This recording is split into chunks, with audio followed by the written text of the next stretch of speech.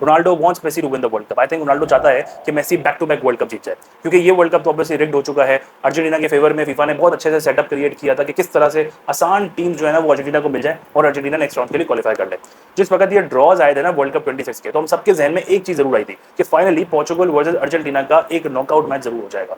बहुत आसान था, पोर्चुगल अपने ग्रुप में टॉप करता, अर्जेंटीना ने अपने ग्रुप में टॉप किया ही था, दोनों एक ही ब्रैकेट पे फिनिश करते। लेकिन फिर फीफा ने एक सेटअप क्रिएट किया फॉर अर्जेंटीना। वो गए रोनाल्डो के पास और पोर्चुगल के पास कि आपने अपने ग्रुप में ना टॉप नहीं करना है, हार जाओ किसी तरह, कॉन्गो से हार जाओ, कोलंबिया से हार जाओ या ड्रॉ कर लो, सेकंड फिनिश कर लो, ताकि आसान टीम मिल जाए अर्जेंटीना को और मेसी को और वो आगे नेक्स्ट राउंड के लिए क्वालिफाई कर लें। आपका मैच आपस में नहीं होना चाहिए।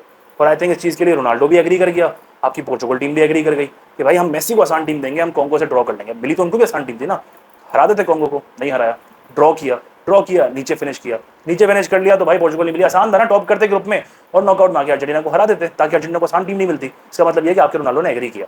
ये बात ऐसी मेरे जहन में आई क्योंकि ये इतनी कल्ट फैन बेस है और इससे बुरी फैन बेस मैंने कहीं नहीं देखी, जिसने इतना टॉक्सिक माहौल बना दिया है फुटबॉल के अंदर। मैंने जब से फुटबॉल देखा है तब से मैंने कभी इतना टॉक्सिक एनवायरनमेंट नहीं देखा था भाई। सारे क्लब मैचेस देखे हुए हैं, लीग्स देखी हुई हैं, लेकिन ये जो टॉक्सिक एनवायरनमेंट इस वर्ल्ड कप के अंदर बना है, इट इज अनबिलीवेबल। क्योंकि अब ये फुटबॉल से आगे निकल चुकी है बात, अब ये है ही नहीं इस चीज के ऊपर, क्योंकि मेसी से आप कॉम्पीट नहीं कर सकते स्किल्स के ऊपर, मेसी से आप ट्रॉफी पे कॉम्पीट नहीं कर सकते, असिस्ट पे नहीं कर सकते, उसके गेम पे, इम्पैक्ट पे, कि कैसे 39 ईयर ओल्ड आज की डेट में आपके 4 साल पहले 37 ईयर ओल्ड से बेहतर खेल रहा है। अब इन चीजों में तो आप कॉम्पीट कर ही नहीं सकते हो ना। तो बचा गया किसी तरह से मेसी को प्रूव करो कि वो जायनिस्ट है।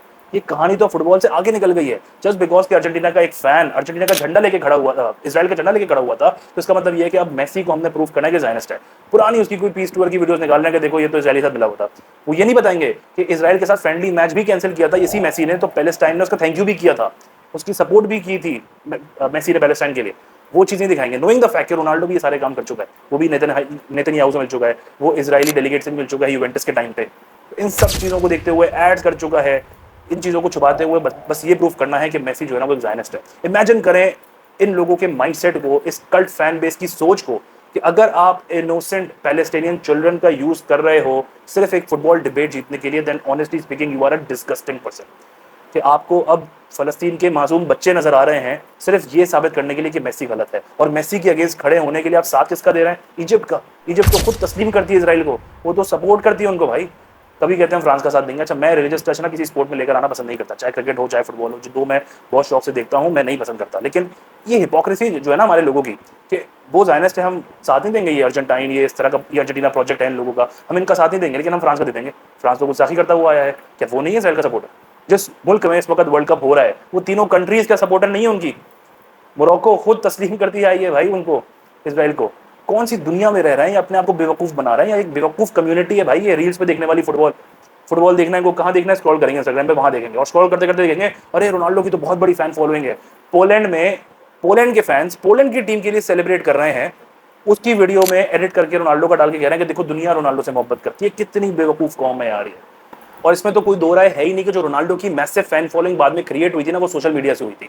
कि इंस्टाग्राम से फुटबॉल देखना है, रील स्क्रॉल करनी है, स्क्रीनशॉट देख के ओपिनियन फॉर्म करना है, इसी तरह से उनके फैंस बने थे। और ये बात मैं नहीं कह रहा, ये तो ऑन रिकॉर्ड रिसर्च है, सिंगापुर की यूनिवर्सिटी में रिसर्च हुई थी, लिंक मैं डिस्क्रिप्शन पे ऐड कर दूंगा। मतलब कितने बड़े प्लेयर के लिए यूज हो रहा है कि रोनाल्डो के ज्यादातर फैंस जो है वो कंजर्वेटिव माइंड के होते हैं।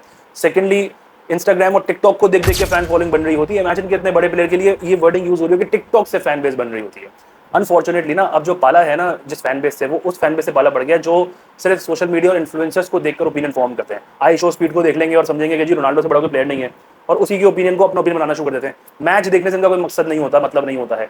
कभी इनको ये नहीं पता होता कि वो ओवरऑल गेम में करके आ रहा है। तो ये अनफॉर्चुनेट हो गया है बहुत ज़्यादा कि सोशल मीडिया के थ्रू अब फैन फॉलोइंग बनना शुरू हो गई है। और मैं हमेशा कहता हूँ ये अर्जेंटीना के लिए नहीं है, it was always about Messi. एक बंदे के खिलाफ खड़े होना है, और प्रॉपर पेड कैंपेन्स चल रही हैं भाई इस साल।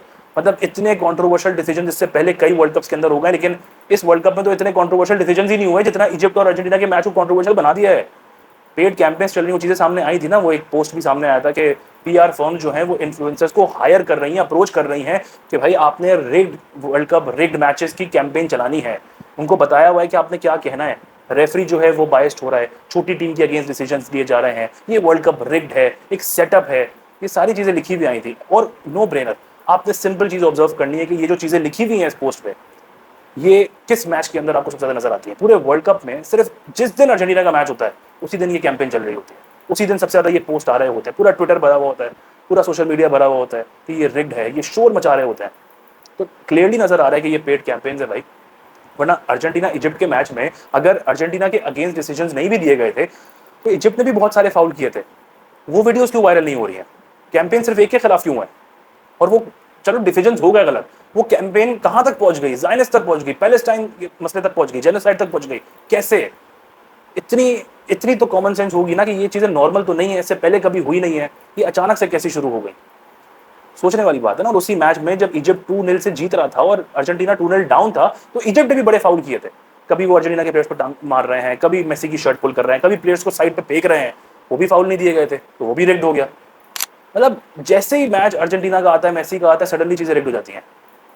ऑन एवरेज 20 से 21 फाउल के ऊपर जो है ना, एक येलो कार्ड मिलता है अर्जेंटीना को, और नॉर्वे को ऑन एवरेज 24 फाउल पे एक येलो कार्ड मिल रहा है। इसका मतलब तो ये हुआ कि रेफरी नॉर्वे की साइड ले रहा है, नॉर्वे को बैक कर रहा है, या नॉर्वे की लिए चीजें रिग्ड हो रही हैं। ये स्टैट्स क्यों नजर नहीं आते किसी को? 2022 वर्ल्ड कप पूरा रिग्ड था क्योंकि मेसी को पेनल्टीज मिल गई थी। तो उस टाइम पे फ्रांस को भी उतनी ही पेनल्टीज मिली थी जितनी अर्जेंटीना को मिली थी, सिर्फ एक पेनल्टी कम थी फ्रांस की, वो रिग्ड नहीं था। फ्रांस तो अनस्टॉपेबल है, फ्रांस बहुत बड़ी टीम है, लेकिन सब कुछ जो सिस्टम अगर किसी के साथ है तो वो अर्जेंटीना के साथ है। कैसे भाई?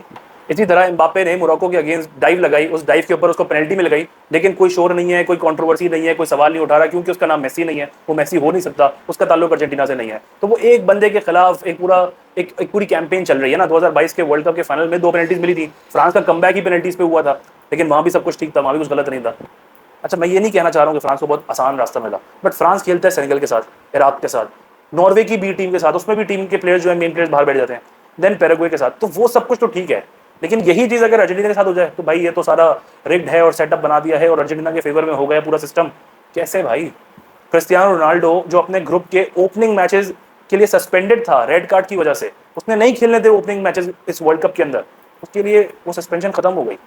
तब तो रेफरी जिंदाबाद, तो फीफा जिंदाबाद, फीफा तो बहुत अच्छा है। यही फीफा प्रेसिडेंट जब रोनाल्डो को ट्रॉफी देता था तो उसका काम था रोनाल्डो को ट्रॉफी देना, और अब जब वो मेसी को दे रहा है तो वो रिग्ड हो गया है।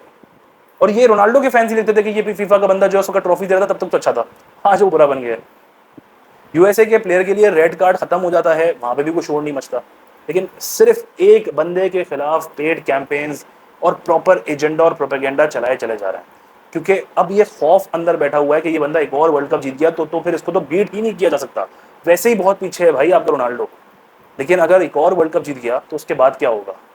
इमेजिन, उसने तो फुटबॉल ऑलरेडी कंप्लीट किया है, वो तो मजे कर रहा है, एंजॉय कर रहा है, शायद वो वर्ल्ड कप भी खेल ले, 30 मिनट्स 40 मिनट्स के लिए खेल लिया करेगा, सब्स्टिट्यूट होगा, बाद में आ जाएगा, स्टार्ट नहीं करेगा, वो एक और भी खेल लेगा, लेकिन वो तो एंजॉय कर रहा है, उसको तो कुछ करना भी नहीं और लेकिन अगर वो एक और वर्ल्ड कप जीत गया तो ये बंदा जो सिर्फ एक बॉक्स में खड़े होकर पोचर का रोल प्ले करता है कि बस मुझे बॉल दे दो और मैंने अंदर मारनी है, मैं प्ले मेकर नहीं हूँ, मैंने गेम बनाना नहीं है, मैंने स्टेप अप करना नहीं है, मुझे बस सब मिलके पास दो।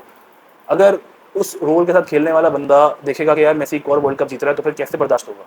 तो बस पेड कैंपेन्स चलानी है, प्रॉपर प्रोपेगेंडा और एजेंडा रन करना है। बेहतर है भाई कि रील से निकल के ना पूरा फुटबॉल मैच देखना शुरू करते हैं। बहुत सारे डिसीजंस होते हैं जो किसी ना किसी टीम के फेवर में जा रहे होते हैं। इजिप्ट और इराक के मैच में ना इजिप्ट को फेवर मिला था और बहुत सॉलिड फेवर मिला था, तब तो बहुत अच्छा था भाई फीफा, तब तो बहुत अच्छे थे रेफरी।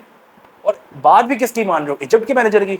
अरे भाई वो मैनेजर तो हर अगले रेफरी को बाइस कहता है, ऐसे मैनेजर की बात मान रहे हैं और उस चक्कर में प्रूव करने के लगे हुए हैं कि वो तो ज़ायनिस्ट है, वो ज़ायनिस्ट है, और वो जो मैनेजर जिस मुल्क की टीम का मैनेजर है वो मुल्क खुद तस्लीम करता है ओपनली इजराइल को। समझ में आ रही है हिपोक्रेसी?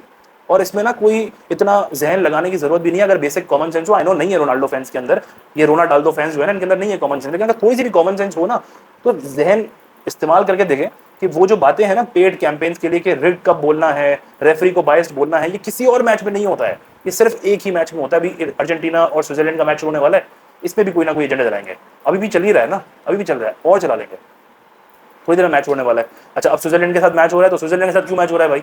अरे भाई कोलंबिया मैच हारी है पेनल्टी शूटआउट्स पे, तो स्विट्जरलैंड ही आएगी ना खेलने के लिए, उसमें भी रिग्ड है, उसमें भी फिक्स्ड हो गया है मतलब ब्रेनलेस कम्युनिटी यार, मतलब इससे ज़्यादा बुरी फैन बेस ना मैंने अपनी लाइफ में कभी भी नहीं देखी है, चाहे वो किसी भी स्पोर्ट के अंदर हो। कल्ट फैन बेस है और सिर्फ प्रोपेगेंडा और एजेंडा पे बिलीव करती है, और मेजॉरिटी इसमें सिर्फ वो हैं जो पीआर की वजह से इसको देख देख कर इसके फैन बन रहे हैं कि बॉडी अच्छी है, फिजिक बहुत अच्छी है, शोल्डर्स बड़े हैं, एब्स निकले हुए हैं, टांगे देखो, फलाना देखो। इस चक्करों में इन्होंने कभी उसको देखा भी नहीं होगा खेलते हुए, या कभी गेम सही से नहीं देखा होगा कि एक प्ले मेकर में और एक पोचर में कितना बड़ा फर्क होता है।